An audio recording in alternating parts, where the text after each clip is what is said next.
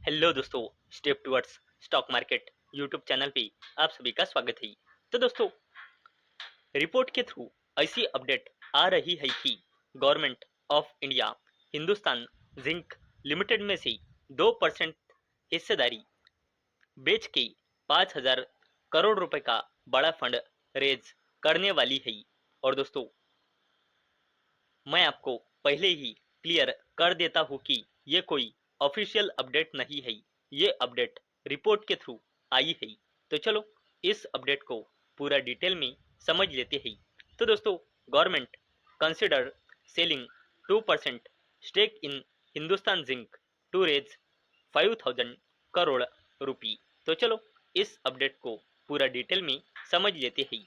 तो दोस्तों तो दोस्तों रिपोर्ट के थ्रू ऐसी अपडेट आई है कि government of India Hindustan zinc limited में की 2% तक की हिस्सेदारी बेचकर 525 मिलियन यूएस डॉलर यानी कि 5,000 करोड़ रुपए तक का बड़ा फंड रेज कर सकती है।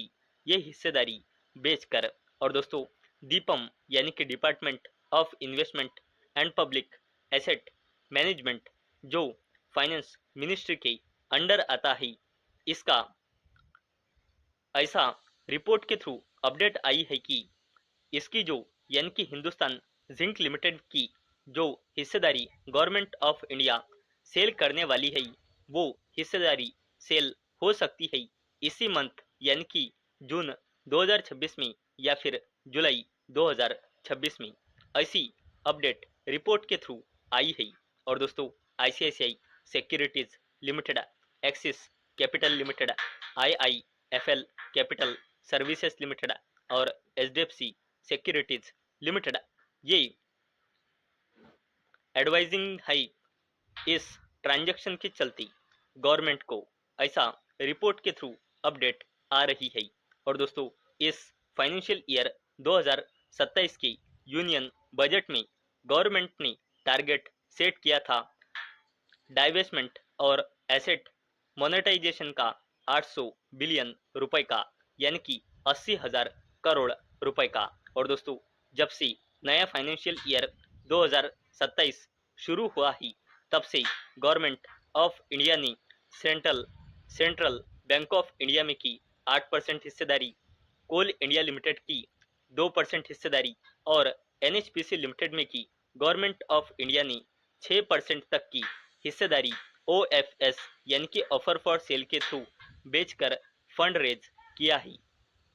मैं एक बार फिर से रिपीट कर देता हूँ, central bank of India, coal India और एनएचपीसी लिमिटेड, इन तीन कंपनियों में इन तीन कंपनियों की हिस्सेदारी बेचकर गवर्नमेंट ऑफ इंडिया ने बड़ा फंड रेज किया है जब से फाइनेंशियल ईयर 2027 शुरू हुआ है, तब से। और फाइनेंशियल ईयर 2027 का डाइवेस्टमेंट और एसेट मोनेटाइजेशन टारगेट है गवर्नमेंट ऑफ इंडिया का 800 बिलियन रुपी यानी कि 80,000 करोड़ रुपए का।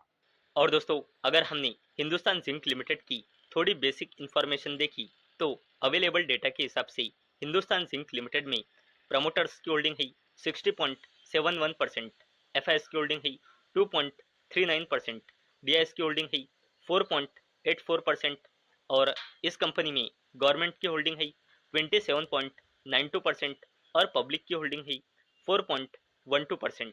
और हिंदुस्तान जिंक लिमिटेड की प्रमोटर्स है वेदांता लिमिटेड विथ 60.71% हिस्सेदारी और हिंदुस्तान जिंक लिमिटेड में गवर्नमेंट की हिस्सेदारी है 27.92%।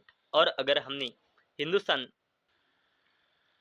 हिंदुस्तान जिंक लिमिटेड का फाइनेंशियल ईयर 2026 का अगर हमने क्वार्टर 4 का रिजल्ट देखा और कंसोलिडेटेड नंबर देखी, तो कंपनी की sales year on year basis और क्वार्टर ऑन क्वार्टर बेसिस पे बढ़कर 13,544 करोड़ रुपए आई है। और जो नेट प्रॉफिट है वो ईयर ऑन ईयर बेसिस और क्वार्टर ऑन क्वार्टर बेसिस पे बढ़कर 5,033 करोड़ रुपए आया है।